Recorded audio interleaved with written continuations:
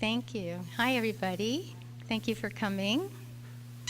Our dear friend and mentor is over here, too. I'm Basia Friedman, my friend, mentor, colleague, Brett Chitty. I just want to, and Brett agreed, just to say real quick, because Brett is hard of hearing, he may not hear your questions very well. If that happens, I will not translate, what's the word? I'll repeat it for Brett because he reads lips and he just may not be able to see you well enough to know what your question was. And if at all you have any trouble understanding him, interrupt him, he doesn't care, and we'll work it that way. Okay, just to get everybody on the same page.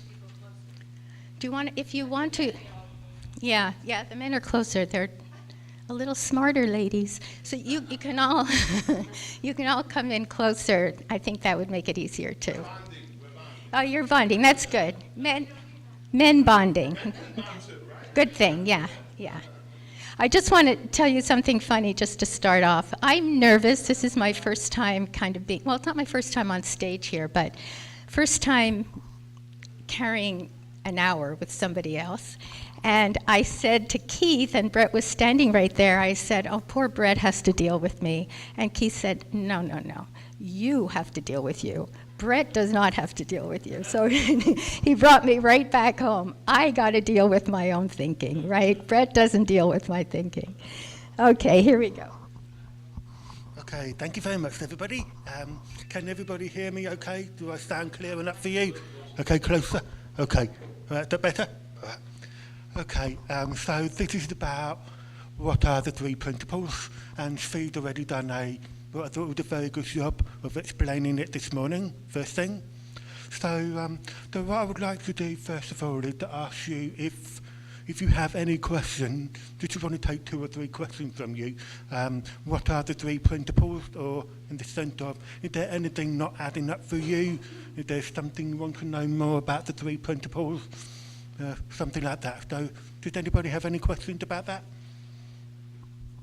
I'm not really understanding the difference between thought as the faculty and the thought as the thing I'm thinking about. The difference between thought as the faculty and thought as something you're thinking about. Right. Okay, that's therefore. Okay. Anybody else?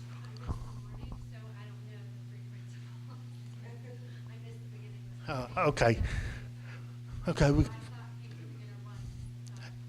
can go through it that one again. Okay. All right. Okay. Studying the principles for quite a number of years now, and somehow I don't seem to be able to get them. There was a start from the beginning. So, like, I have a question, like, if it's my lack of knowledge or just I don't see it right, that I always feel when I hear them. Oh, that's so interesting. I write it down like it's I've heard it for the first time in my life.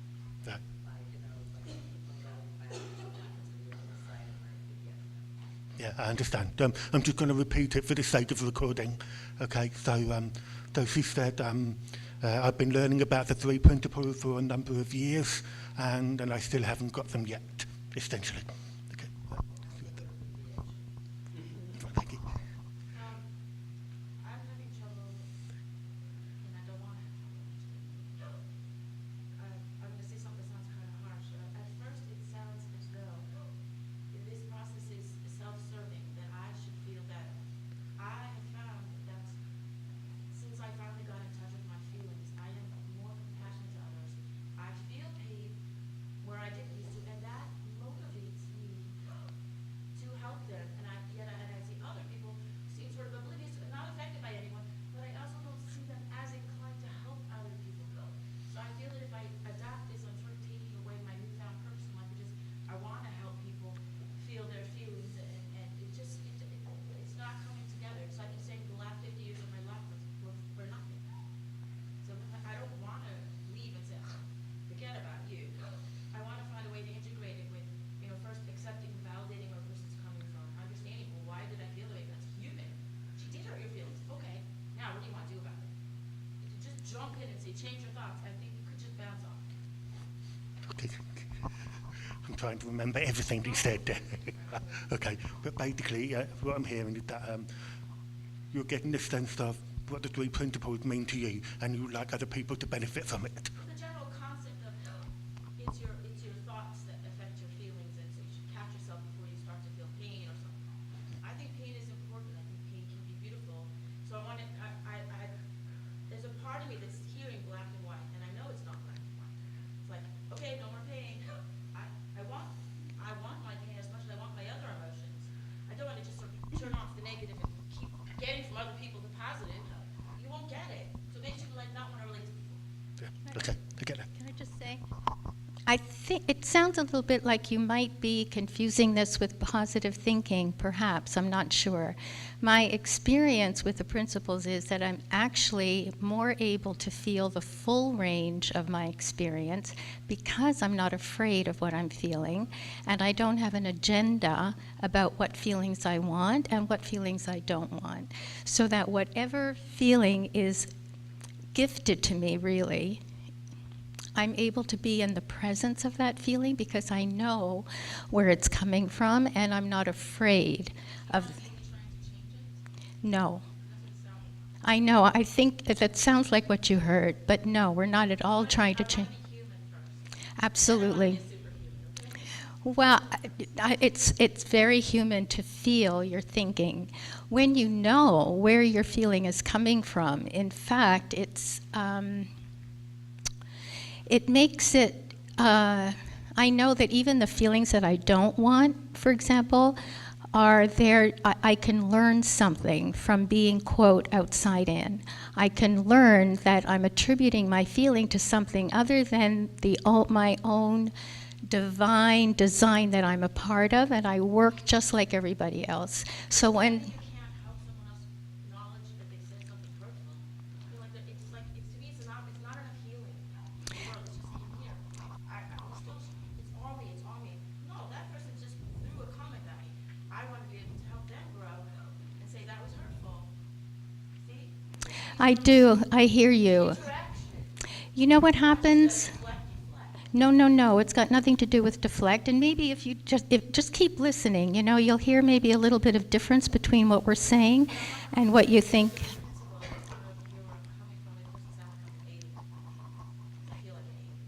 Oh dear. No. I don't know where you're getting that feeling. Let's wait and see. There was something I wanted to say. Oh, right. If somebody hurts my feelings, and I know that I'm feeling, but if it looks to me as if somebody hurt my feelings, and I know I'm feeling my thinking, instead of having a sort of personalized, how could you do this to me kind of reaction to that person, which would not really put me in a very good position to be able to talk with them about it, if I know I'm feeling my thinking and they're feeling their thinking, then I'm able to have a kind of less personal talk with them. When you said that, I wonder, what was that about? What was...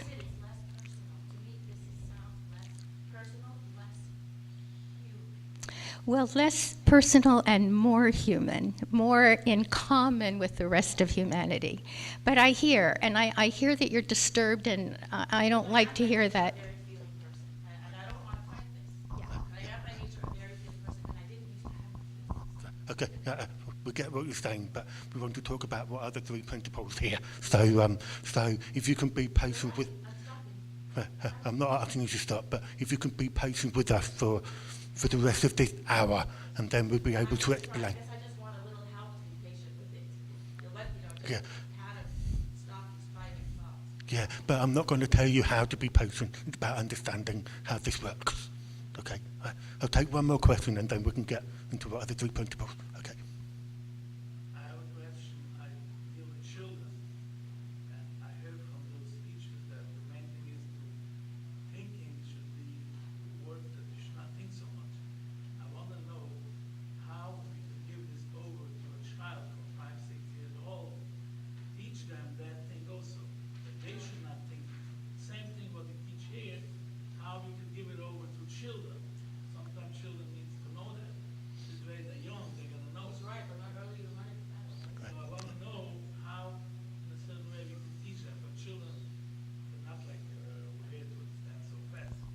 Okay, Barbara, could you just repeat what he said, please? He wanted to know how to teach children early on so that they know this early on in their growing up. That thing, Or that at they should- where their even if feelings they are think coming they from should- as children. Okay, all right, thank you. Right. Okay. Quickly, if you have comments to do at the end, can you compare or contrast or tell us how CBT, positive thinking, come in? Yeah, okay. Right. Okay, thank you. Okay, so, I just have one. coming. Yeah, right. I'm beginning to think maybe I overdid the questions at the beginning. I mean, I asked for 2 or 3, but okay, all right. Okay, so how about we start at the beginning, right, and say what are the 3 principles, right? Now, I know people have different ideas or different ways of saying what are the 3 principles, right? And I have my own as well, but like everything about the 3 principles, it's not what I say, it's not what I mean, it's not the definition of what I say or anything like that. It's just what I've heard for myself. And there is a logic that's inherent in it. Right? It's not separate from it. Right? So when I talk about a logic, I'm talking about the way in which something works. Right? So in a way, look into what are the 3 principles, as helpful as it can be. I think from my experiences that it was much more helpful to find out how it works. Right? Because there's something more unified about it than going into the content of what mind, thought and consciousness is. That's sort of like, oh, this is what mind is. And ultimately, if I were to ask, say, 10 people what thought is, right, I'll probably end up with 11 different definitions. Okay. So we have to look, for me, it'd be more helpful if we can look in the direction of how it works. And when you see how something works, then simultaneously, you also see how it does not work, which is immensely powerful for me, because when it ruled out what you could believe, what you could believe it worked in a way that it actually does not. Okay. Anything you want to say about that? Okay, well. Okay, so mind for me is everything, form and formless. Right? Another way of saying it might be the allness. It's all, absolutely everything. Positive, negative, good, bad, you name it. Right? And in it is ideas, concepts, knowledge, you name it. Right? My personal take on it is that mind is the source in which everything in my whole life came to me through thinking in the moment. So essentially there's thinking that I know I've had in the past, thinking I didn't know I had in the past, thinking I know I'm having in this moment, thinking I don't know I'm having in this moment, and thinking that I will either know about or I won't know that I will have in the future. Okay? So there's nothing in this universe that you can be aware of without thinking being involved. The fact that I can see all of you now is proof of my thinking, and I'm not doing anything with it to make myself see every one of you. Chitty said, as you think, so shall you hear. That got me to see the connection between thinking and my senses. So, because I'm having thinking, whether I know I'm having it or not, it's happening in order for me to hear you, for me to see you, for me to taste the food, for me to smell anything. It happens through thinking in a moment. Right? So where did thought come in? Again, this is just personal. All that thinking into thought, and it catalyzes thought in the moment to give you an experience. It happens so fast. I think Sydney said it was faster than the speed of light. So it's not something you can intervene with or interfere with or interrupt the process. Right? So we have this experience, right? And consciousness takes that experience and brings it to life, or brings it to the human level. So everything we see, hear, feel, the reality we experience in the moment, is always after the fact of the three principles. That's why Sydney said there's only before creation and after creation. So it's both of them at the same time. Now, can you see the logic in which it works? There's mind, and then there's thinking that goes into thought, will create the experience, and consciousness takes that to life. Do you see the logic now? Yeah? The consciousness part is that when thought has created the experience, consciousness takes all of that experience and sends it to life, which means send it to the human level. Can you give an example? Already creates the feeling. Yeah. So I know I'm saying this in a rather different way to what some people are saying about the three principles. Okay? So when thought creates the experience, it's not yet reached the human level. Consciousness takes that experience and then sends it up to the human level. I had insight. I'm not asking you to believe me. It's something you have to see for yourself. It could turn out in a different way. Right? What it did for me was that it got me to see how the three principles are completely neutral. Because thought does not give me the ability to think. It doesn't choose what to think or what to feel. Right? And consciousness does not choose whether to take some of that good experience or the bad experience or that kind of thing when it goes up, and then we feel it. Right? So it's neutral. So that got me to see that all my experiences must 100% be coming from my thinking. It's not coming from anywhere else. So the reason why I'm able to say it that way is because I can now see the logic, and therefore how we can get into a misunderstanding of how it works in a different way. So if we remove thought from the equation, we're still having the feeling, we're still having the experience. And when thought gets removed, it's going to look like the experience must be coming from somewhere else. Something other than thought in the moment. That's what I'm calling the outside in. But the best part is that now we know how the outside in works, and we also know how the inside out works. We have a way in which we can compare the two. With or without thought. Is that what with or without thought included? Is that what you're saying? That we see it with thought included or without thought included? Is that what you mean? Yes, yeah. So we see it both ways.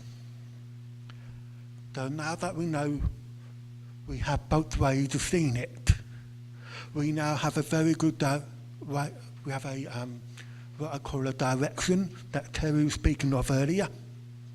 We have a direction in which to see how where our feelings are coming from in the moment. Okay, so to give you an example, when I was younger, this is quite recent, I would go to hospital, and I would usually take my father with me because sometimes I wouldn't hear what the consultant would say. Right? And me and my father would go into the consultant room, and we would listen to what the consultant would say, right? And I was listening to the consultant, right? And my dad was doing all the talking for me, right? And, you know, it was like he was my ears, and he would do the thinking for me, right? And that was happening for many, many years, right? And even after I came across the principles, that was still happening. Right?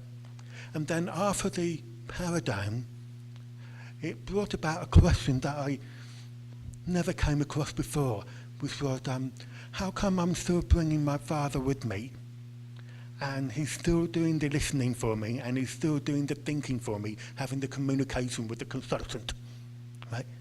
And with my understanding of the principle, I thought I should be able to do that myself. So, and I was wondering what's going on here, right? Now, I had a conversation with Keith about it, right? And before that, so let me backtrack a little bit. One of the things that happened when we finished the call with the consultant, that I would then go home, and then I would reflect on what I remembered from the conversation, and then I would have a question about it, and then another question, and another question. But because I was no longer with the consultant, I couldn't really ask that question anymore. Okay, and that was happening. It was sort of like, damn, I wish I knew it at the time of the conversation. But, so, back to where we were, after a conversation with Keith, why is this happening afterwards and not now? Right? And he said that I must be outside in about something. And then it hit me. I realised that I was outside in when I was listening to the consultant. It was his word that gave me the feeling and not my thinking about what he said. That's what it looked like to me. And because it was coming from an outside source, I didn't have the wisdom within me. I didn't have the wisdom available to me in that moment. Right? So that was quite a shock to me, that I was listening outside in. But it was also a delight at the same time, because I now discovered what was happening. I did not know what was going to happen next time I would see the consultant. So next time I went to see the consultant, and hey presto, here I am actually having a conversation with the consultant, just me and him, and my dad then was just the observer. And I was like, wow, it was so different. I was connected to the consultant in a way that I'd never had been previously. It was a very rich conversation, because I was asking the question that I wanted to know more about, and not what my dad wanted to know more about. They became more relevant, more personal to me. And as a result, we were able to move forward in a way that was not previously available on the table before. So that's the helpful distinction, how inside out and outside in has a different trajectory, if that makes sense. Because outside in, there's a trajectory of, I don't have wisdom, I don't know what he's saying, I wish I knew what this was all about. But inside out, it was with me. Outside in, there was the centre of I was cut off. Outside in, there was the centre, I was a bit cut off. Inside out, it was like it was with me, and I was in touch with it.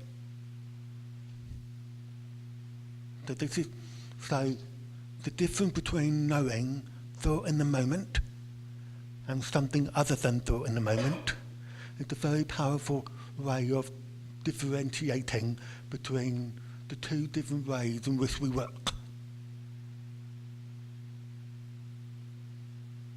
You want to say something, Barbara? I don't know. I don't know if I want to say something. I'll just quickly just say my own little experience. I had been learning about the principles really, I guess, for about a year and a half when I was in a webinar with Rivka Krumholtz and Aviva Barnett, and I had been suffering from depression, a really dark depression for probably over 40 years, I would say. And it really obviously interfered with my life. I was able to work, and I'm a psychologist, which partly my depression is what propelled me into psychology, thinking that that's where the answer would be. And it was not. And I started to learn about the principles, and I was really, it wasn't helping. And I know that a lot of people feel that way. I've been learning for a long time, and nothing's happening, and the principles aren't working, and what's wrong with me? Maybe I need a different teacher, or I need another video. And I was complaining about still feeling bad after knowing, at least intellectually, that I was feeling thought in the moment. On that webinar, I said, and I was crying. I mean, you know, when you're depressed, that's part of the experience of depression. You cry. At least I did. And I said to the people who were leading the webinar, you know, there's just this sad place in me, and it's been there forever, and it's always going to be there. And she said, Basia, there's no such thing as a sad place. It's all thought in the moment. And it's not like I hadn't heard that a gazillion times, but for whatever reason, it hit home, and I saw depression as thought. I saw that link between the spiritual principle of thought and my very human experience of depression. I saw that they were one and the same, that I'm feeling thought. I'm trying to give you a sense of how powerful that is. What I had the experience of this solid thing called depression. I mean, it is, if you go to traditional psychiatrists and psychologists, which I did, many, you are told that you have a diagnosis, that you have a thing, that it's a thing that you have to treat and fix and do something about, and there's something wrong with you. And I believed that.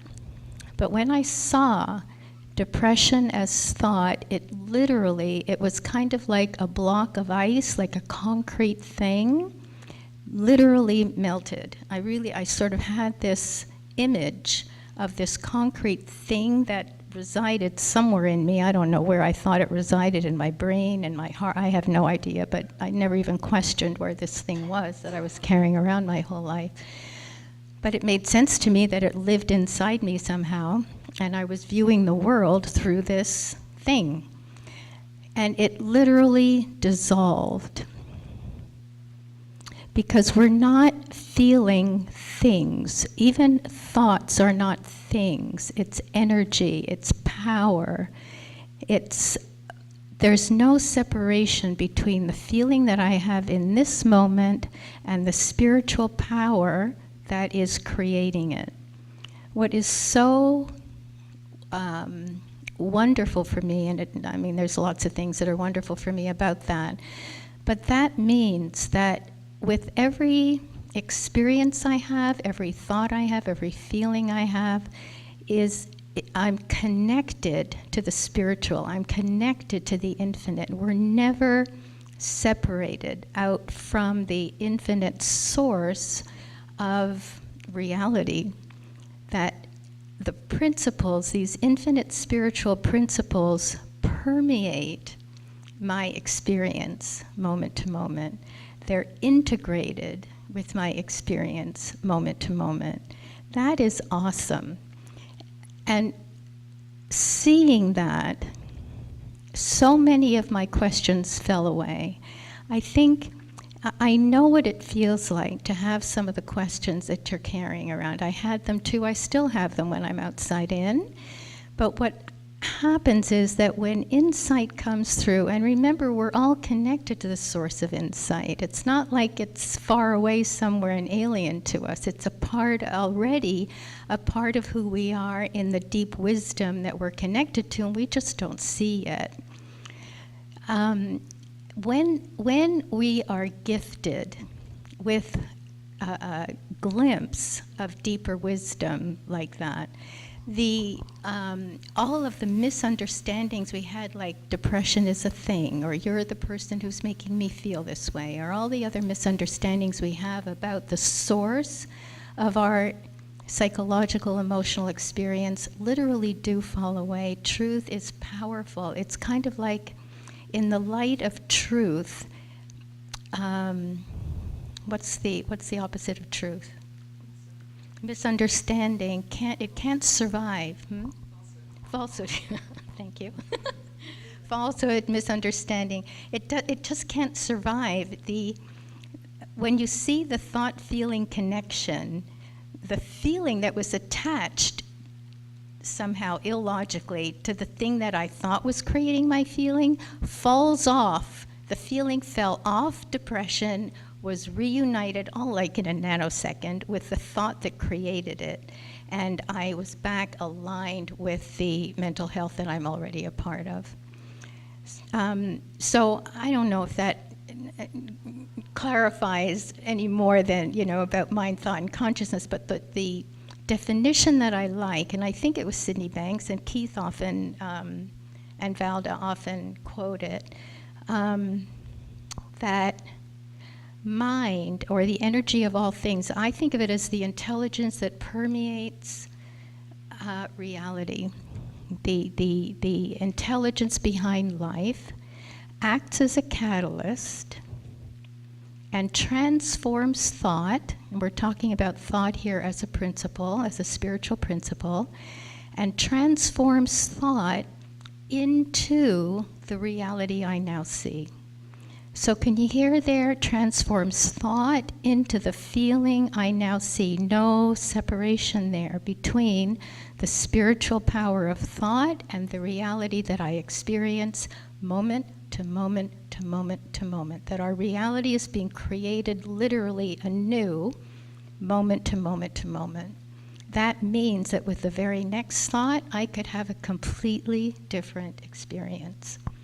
No matter what the circumstance is, my experience of that circumstance is going to be determined by this logic. I'm just starting to use that word logic. It's starting to make more sense to me as a transcendent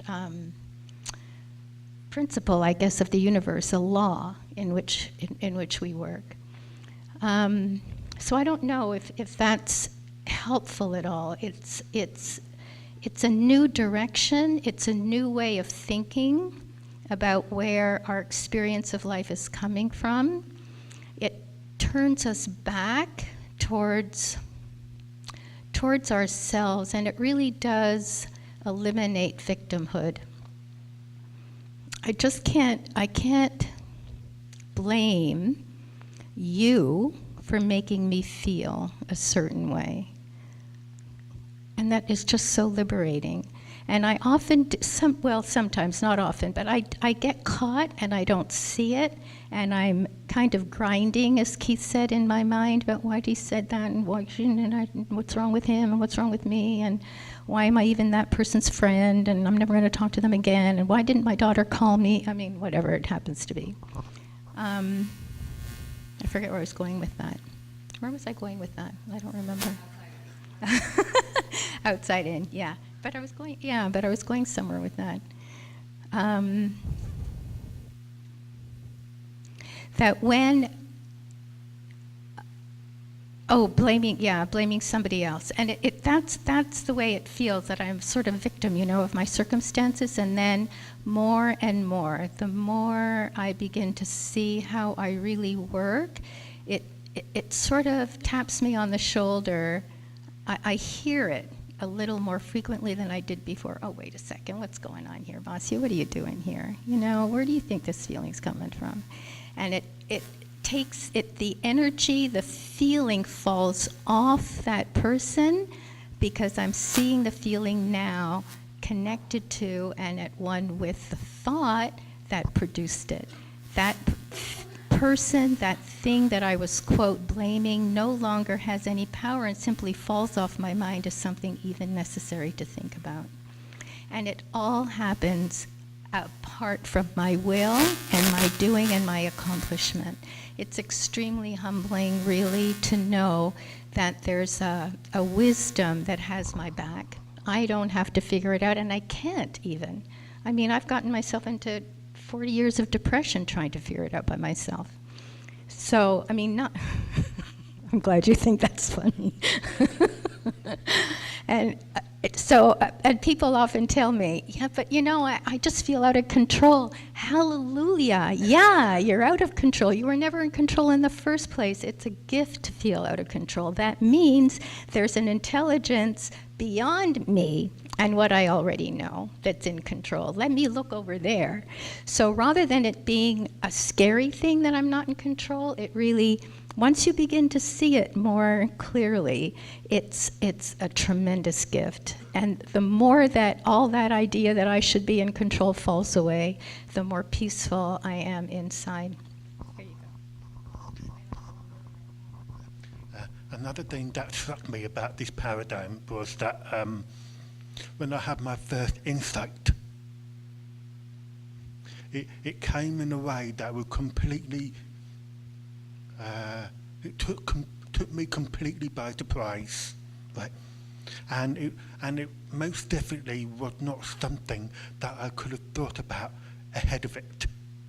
Right? So you know, people put on their on the board what I would like to have in my life and that kind of thing. Well, these go even further than that. So they got me to see that all the things that I wanted was actually made of thought. Right? So the next thing that I realised was that because it came as a complete surprise, it also got rid of all my concepts and ideas about what thought is. Right? So I knew that every insight that I would have would be a complete surprise to me for the rest of my life. Right? So what came up my mind was that, I've got this thing happening here, I would like to do better there, and I think this would be the best way to make it better and that kind of thing, right? But actually having the question of where my feelings are coming from would do more for me than any thinking that I would have about whatever the situation was. Right? So suddenly it was like, okay, I've had a life of striving, trying to make certain things happen, that kind of thing. And now it's like there's that, what the insights are is unpredictable. What is predictable is how it will come. And that every insight has to come through thought in the moment. Wait, do that again. What you said, Yeah. yeah. Okay, so everything, I'm trying to remember what I said now. Okay, right, so I didn't know what insights I would have going forward, right? And I got very comfortable with that because when you have your first paradigmatic insight or an insight of how it works, it's going to do more for you than any Hollywood insight might do. Because Predictable and unpredictable. So what the insight will be is not something I can predict in advance. But how it works is predictable. It's always going to come through thought in the moment. It can happen at any moment. It is unconditional. It's not based on any situation, circumstance, person, anything my mind can come up with. It's completely unconditional. Therefore, there's never a moment where the principles are not operating. And when it's operating, then it's got to be there for you all the time. One of the things that struck me recently was that in order for me to be alive, I needed the three principles, because it's the three principles that give me the gift of the senses, the eyes and the ears and that kind of thing, right? And yet, the three principles does not need me. So suddenly I was in my place, if you like. I mean, I was in my place in the sense of the three principles is what operating 100% of the time, whether we know it or not. So, and another thing that Chitty also said, that it's for you. So when I'm learning about the three principles, it's really for me to learn about it. Because the more I learn about it, then I give it's an opportunity to see more of how it works and how it doesn't work in the many different areas of my life. So when I see something outside in, and then that falls away, which means the feeling that I thought was coming from this was no longer coming from this. I realized that the feeling had always been coming from thought. Right? It's incredibly freeing, because suddenly, if it were true that it came from a source, we would have to do something about the source in, generally speaking, one of two ways. So if it's giving me a really good feeling, then I will be very attracted to that as a source. But if it's not giving me a nice feeling, then it's like I'm being some kind of repelling or pushing me back, and that I feel I need to fight back in order to make it right again. So there are two, it's part of what's called duality. Right, so, and what the three principles do, in my view, is that it takes duality off the table, and I realise that everything is oneness anyway. So there isn't really such a thing as duality.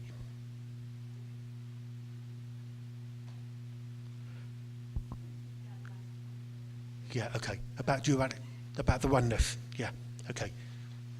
When we're outside in, the feeling is coming from something other than thought, right? It then becomes important that the quality of a feeling becomes the main factor rather than the logic of seeing how the principles work. So since the quality of a feeling becomes important, then we don't want to feel bad about this, or we want to keep carrying on having a good feeling about it. So depending on what you're feeling in the moment, you're going to be doing something in order to either get away from the feeling you don't want, or make sure you keep the feeling that you do want. Right? But the three principles, the logic of it is that feelings are not coming from anything other than thought in the moment. What are the three principles? I haven't heard that enough. I don't know what the key words are. What are the three principles? Finish this thought. Some three principles, and I don't know what they are. Okay, yeah, if I can finish up what I'm going to say first, and then we can go there. Right. But when I'm seeing that feeling is coming from thought in the moment, it does not change the circumstances or the situation or whatever is happening. This is not what's giving me the feeling. This is also not what's making me think any particular way. Right? Which means when I'm inside out, there will be thinking in an inside out way. And it's going to do more for you. It's going to be very helpful. It's going to be very practical for you, personalized to you. So the outside in falls away because we were believing that the feeling was coming from this, and now it's not. We see the fact that it's not coming from this. Right. Yeah. So when the outside in falls away, and you're outside in the moment, you're going to have more of that oneness experience. In the outside in, yeah. So inside out and oneness, I think, in my view, is the same really. Because it only works one way. It only works inside out. Feelings are coming from thought in the moment.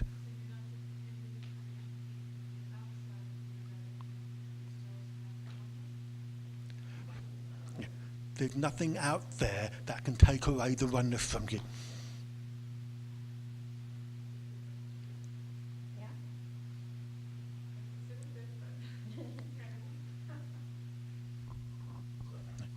Yeah. I have a question. All here, most of us are Jewish, and so to me, what I'm trying to reconcile the whole concept of guilt. We know from when we're very young, we're taught you have guilt, you feel guilt, and then you do tshuva, right? You do repentance. So where does guilt come from then? If we don't have guilt, we really don't even have. It's like we don't even have a religion. We live our lives with understanding. We feel guilt about it. About everything. Yeah. And sometimes I might say, oh, I hate that guy. And my mother or father used to say, you shouldn't even talk like that, right? You're not even allowed to, shouldn't talk like that. So why? Why should you feel guilt? Where does that come from? And that's what I have. Yeah. Okay. I wrestle with that. Yeah. Okay. Do you want to answer that one? It's a great question. I think it's a great question what you're saying. I think it's a great question. Right. I have an answer to this. It's a good question, he's right, but it doesn't have to make him feel bad the whole day and the whole life for that. It's not something that you feel bad. You feel good and you do tshuva, and it goes away. Some people, they do tshuva, and they're still thinking, why I did it, and they never do tshuva. But the whole thing is feeling guilty. You shouldn't be feeling guilty. Right. Okay. No, it's like you feel guilty, but Okay. you don't think. Okay. You don't have your feelings. All right. Okay. Right. Good question. Right. Yeah. Do you want to answer that one or? Right. Right. Okay. I don't want. Right. Sorry? It still has to come from thought. Oh, absolutely. Everything has to come from thought, right? But I don't just want to say it's just coming from thought, because if I say that, then there might be a little implication that thought is the problem. Because if you associate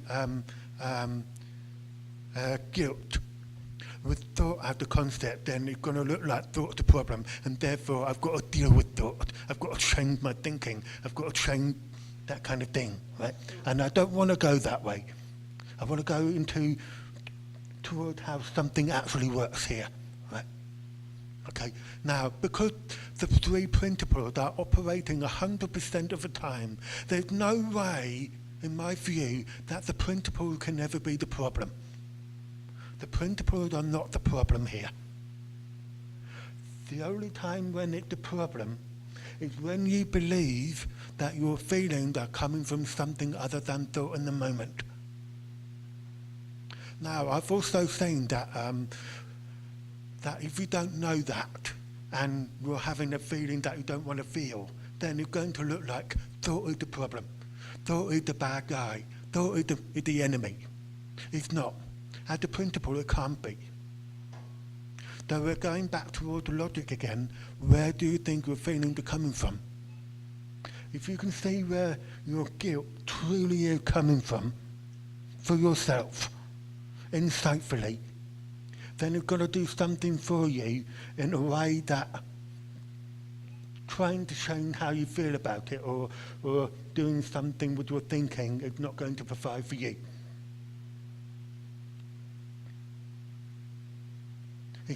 It's going to have to happen through insight. There's no other way I can think of. Now, guilt itself is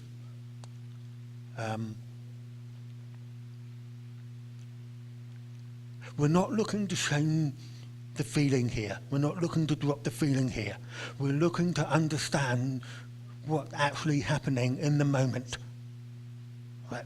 So if you're having a feeling of guilt, without any question whatsoever, you're going to be having some thinking about it. Not about the guilt, but you're going to be having some thinking that's producing the feeling of guilt. When you can see that, then there'll be, when you see that insightfully, you're going to realize that the guilt is not coming from whatever it is that you are thinking about.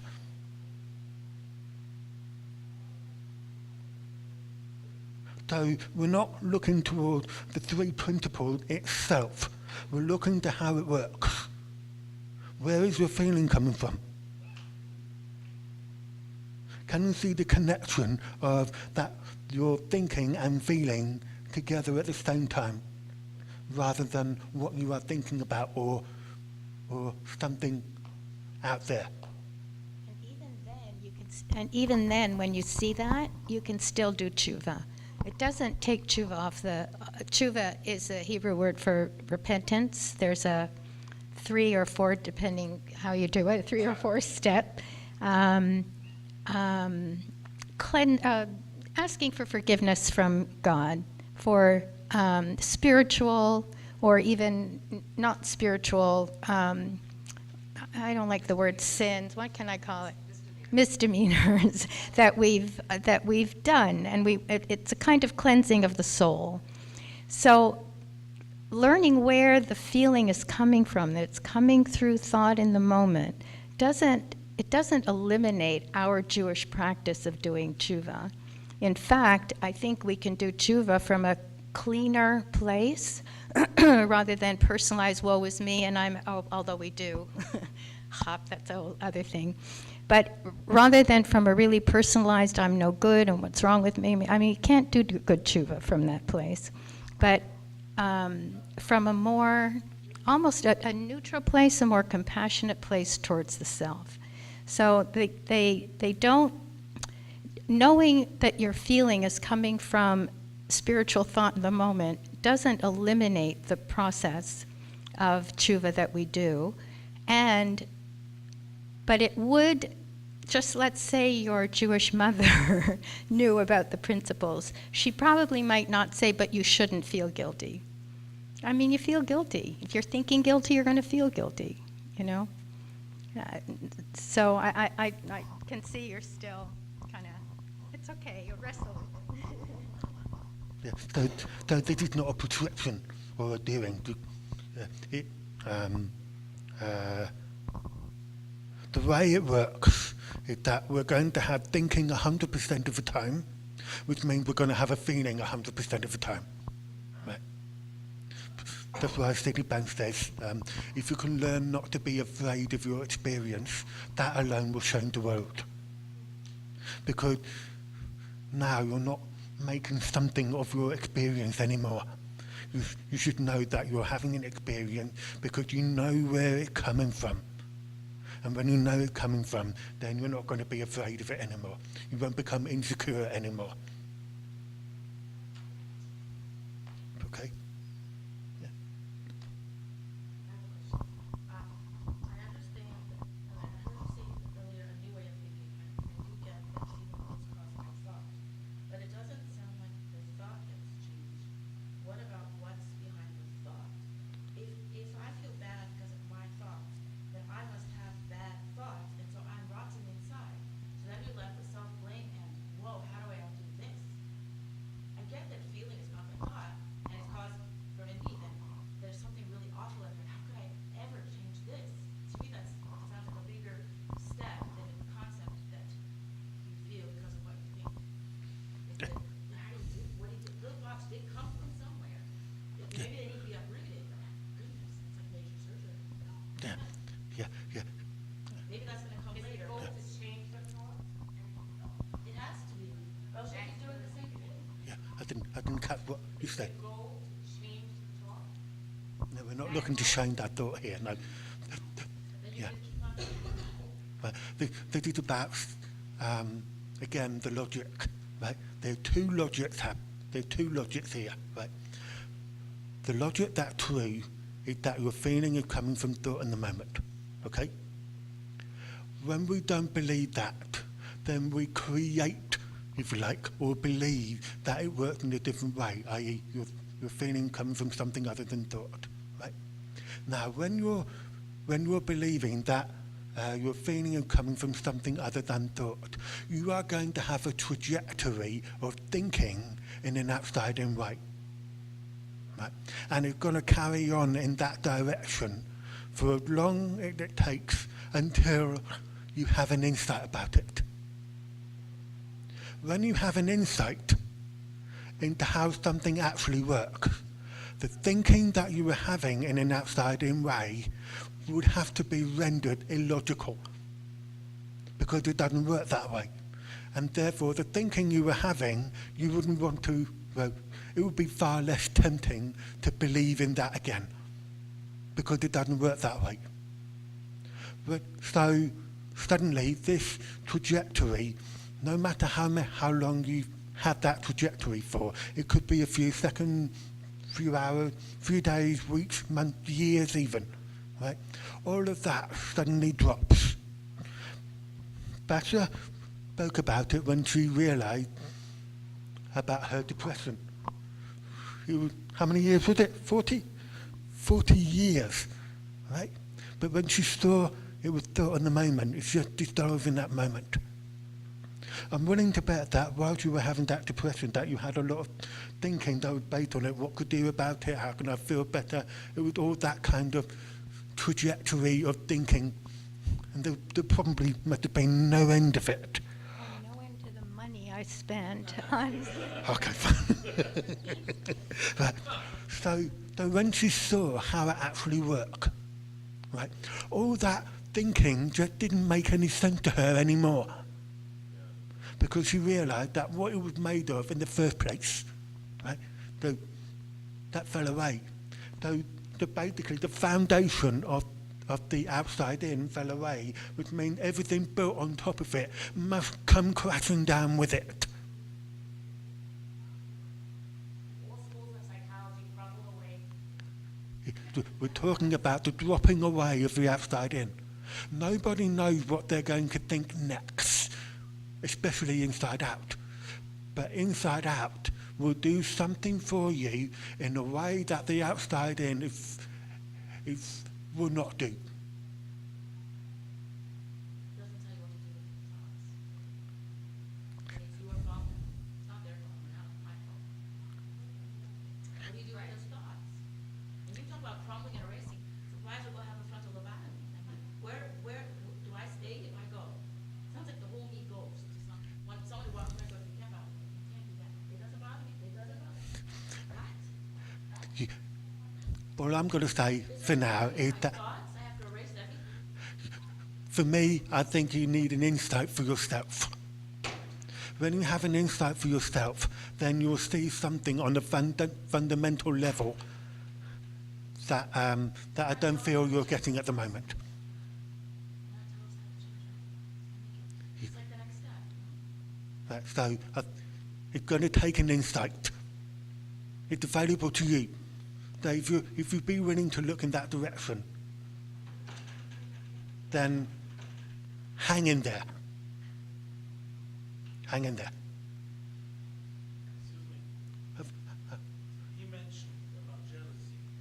I want to just ask you, if someone, two teachers, one is a teacher, the other one could also be a teacher, but he's not.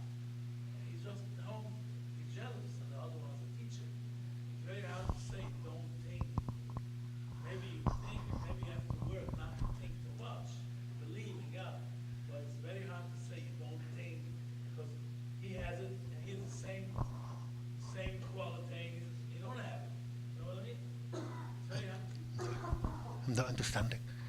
One person is teaching, the other person could teach but isn't, is sitting at home and feeling jealous of the person who is teaching. So it's pretty hard to say to the guy who's jealous, don't be jealous. Don't think, I mean, you think, but it's good to say, don't think too much, maybe. And don't think too much about it. Unless the jealousy is motivated. The question is different. This is where separate realities comes in. Separate realities, right? So you have your own experience through your own thinking about what you think is happening. And the other person, okay, so, and the other person will have their own thinking with his own experience, right? It comes back to what do you see for yourself, not what the other person helps you to see or makes you see. I would just add one thing to that. I think the question changes when you start looking at experience this way. The question changes from you shouldn't feel jealous, why are you feeling jealous? The question becomes, where do I think this feeling of jealousy is coming from? Am I including the principle of thought in the moment, or do I think it's coming from something other than thought in the moment? That changes the direction of how you're looking at the feeling of jealousy, which changes everything.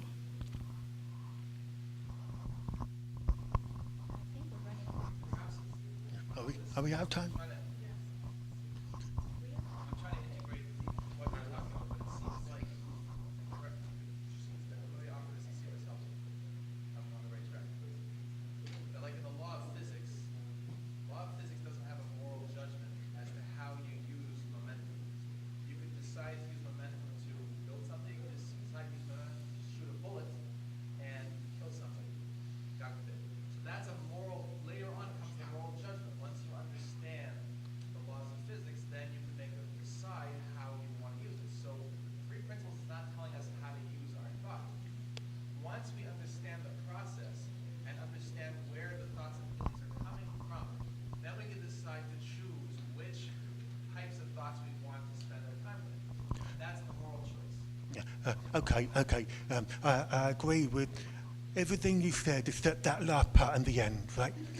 Right, which is, I don't feel as though that I get the choice to what thoughts to feel. Because I don't get the choice what thoughts to feel. I don't have that choice because I don't know what I'm going to think next. No, I'm saying, okay, it's true you don't have a choice, but you can decide which ones to hold on to and stay with, right? When I don't know what I'm going to think next, right, it also means that I don't know what I'm going to feel next. Now, since I don't know what I'm going to think next, it's not possible for me to know whether I'm going to be inside out or outside in. Right? But when you understand how it works, there's a sense of I'm okay with whatever feeling I'm going to have, which means I'm okay that I know I'm going to have some thinking in the future and the feeling that will come with it. But just knowing how something works, it is a way of that I know is there 100% of the time, and I can have insight into any experience I will have going forward. Right? So in a way, I do become more aligned to how something works. That makes sense? The part that doesn't make sense to me is the part with the choice. Because there's a famous saying, is the glass half full or the glass half empty? I do have a choice to look at a rose and say, this is beautiful, and continue to think about the beauty of the rose for an hour. Or I could say, I could choose to think the rose is going to wilt tomorrow, it's so sad. So I could choose that thought. Now, sometimes the thoughts will come into my head without my choice, all the time. I agree with you on that. Yeah. But don't I have the choice to then go in a trajectory and say, I really want to focus on the beauty of the rose? Okay, I get your point. I agree with that, yeah. I'm so sorry, just one quick introduction. For gentlemen who want to daven, it's now across the hall. Okay, we're officially in break. I'm sorry to interrupt, just I understand, yeah, okay. Do you want me to come? If you want to go, have your break, but I'll finish up Right there. Right. Okay. Right. When you're having thinking about a choice, you're going to feel that thinking.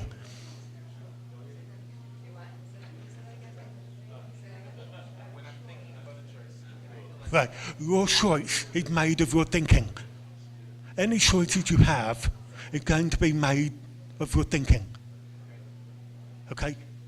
Right. Now, when you're inside out, there's a wiseness to it that you're not going to have when you're outside in.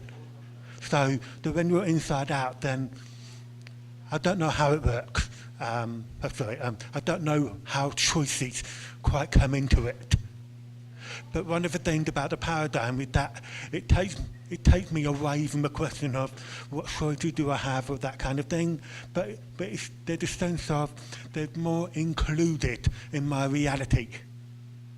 So, for example, if I have a situation and I'm inside out, it feels like there's something I can do that's not about that's not coming from the situation, but something I can do to wherever it is.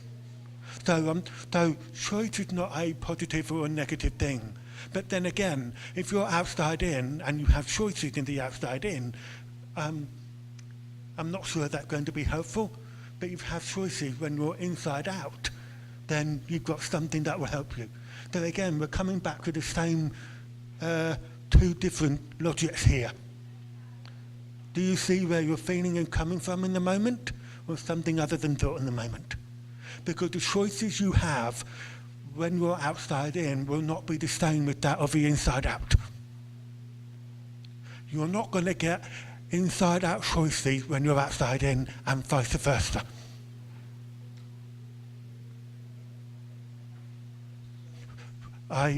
When I was younger, I've been a very shy person most of my life because of my hearing, and I thought my inability to hear was what was causing me to feel this way, right? And as a result, I became a recluse. I stayed in my bedroom for 8 years, only going out on a Saturday to play golf because I was familiar with the golf course and I was familiar with the members of the golf club, right? I didn't want to go anywhere else at all. I didn't know how to communicate. I didn't know how to. I was afraid of other people thinking what I'm about my hearing, and I was afraid of whether other people would be able to understand me.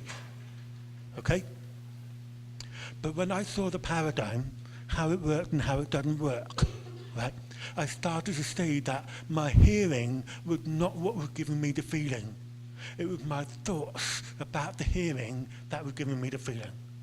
And when I saw that, then the thinking that I was having, whilst I was in the assumption that my lack of hearing could give me a feeling, was very unhelpful because that's what made me a recluse. Right? So when I saw the inside out, how it actually worked, I suddenly found myself starting to go out there a little bit more, being in life a little bit more. I even got a job, which would be, I knew I needed to get a job, but when I was outside in, that was the power, if you like, that was stopping me from getting the job, right? But inside out, it was like, I can do this. It was a different orientation, it was a different direction. But what I'm really saying here is that there's a fundamental question here that done more for me than any question I came up with or any thinking I came up with whilst I was outside in.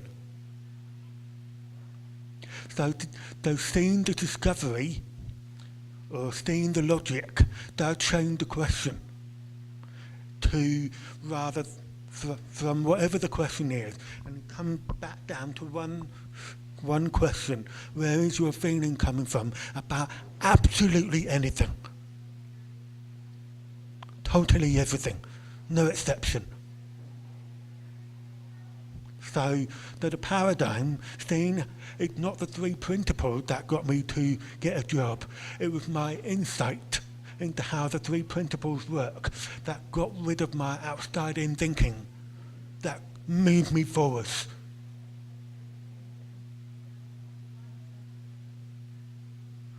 Again, the three principles are neutral. It doesn't pick or choose for me what to think or to feel. It is my own understanding or my own thinking that's the key here. Where is my feeling coming from? And when I see where it's really coming from, then the outside in falls away. What's left with the inside out about that subject, and I move forward.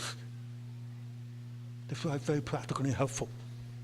So if I could follow up, my question I asked at the beginning was, what's the difference between the thought with the capital T and what you're referring as one of the three principles, and then what you just called, what you referred to as your thinking?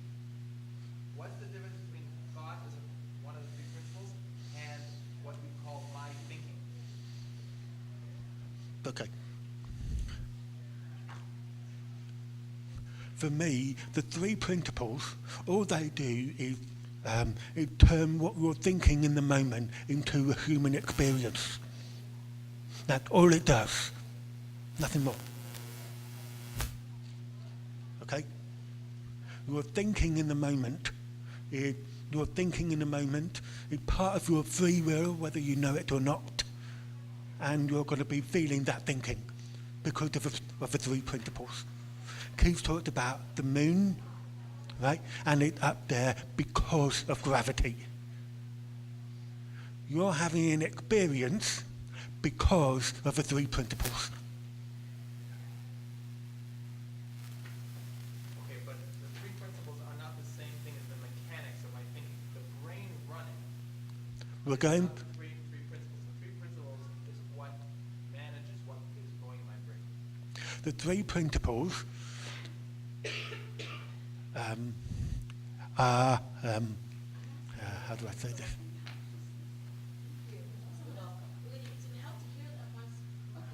Right, okay. I know, but I haven't been hearing it enough. Okay, okay, right. So we're not talking about the brain here. Mind is not brain. The principles is not brain. And I don't know anything about neurology here, but my best guess at the moment would be that once the three principles had done its work in the moment, then the brain picks it up. And then And that brain activity is what you're calling thinking in the No. Thinking is still before the brain. It's not part of the brain. The brain acts as a computer, I guess.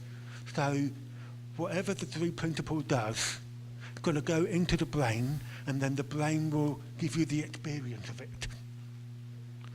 The brain is not the principles, and that includes thinking. I used to think that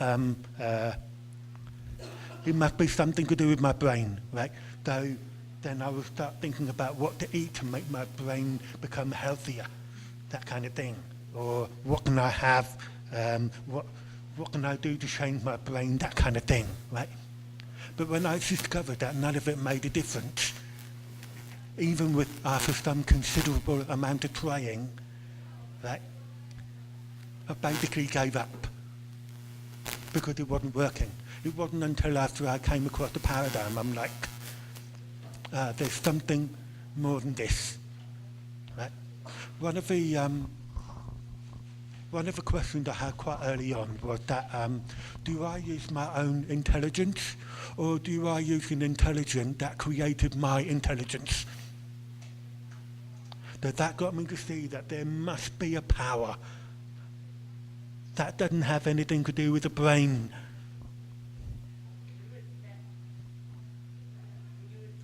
Yeah, right, okay.